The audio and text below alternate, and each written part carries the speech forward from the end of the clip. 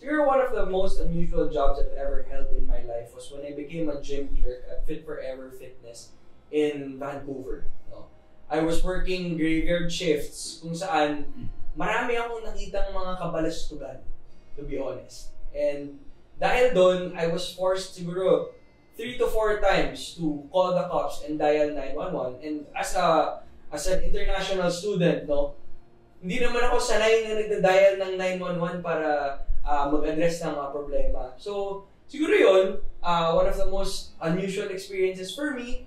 Pero marami akong natutunan, no? Alam kong kailangan kong protektahan yung trabaho ko, and at the same time, protektahan yung buhay ko. Diba? So, yun yung unusual job experience I've ever had. So, good.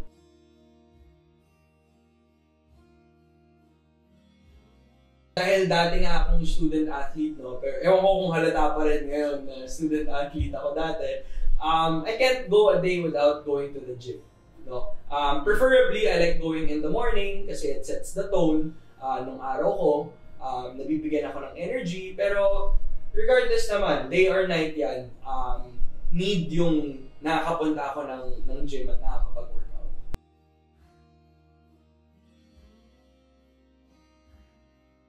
Siguro a go-to fun fact about me would be, I like to hike. No? And I think this came out of the pandemic wherein I hike a lot of trails in Canada, in Vancouver. No? And ngayon na nandito na ako sa Pilipinas ulit, I aspire to explore all of our mountains and mapuntahan yung mga hike trails na pinupuntahan ng mga Pinoy. So,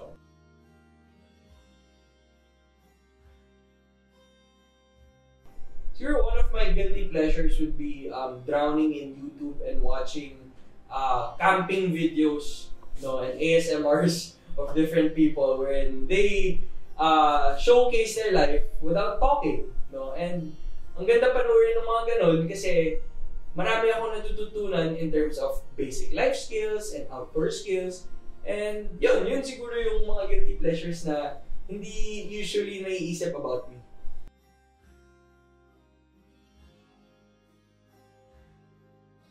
If I had to teach a class, then I would relate it to my guilty pleasure and my fun fact that I answered a while ago. And that would be, teaching a class how to have the most basic outdoor skills, and then at the same time learning how to hike more efficiently.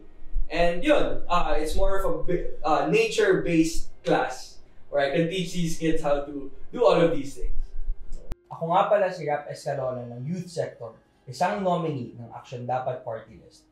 Huwag kalimutan ang aming numero, number 26 sa balota, kung saan ipaglalaban namin ang matinong gobyerno tungo sa komportableng buhay para sa bawat ordinaryong mamamayang Pilipino.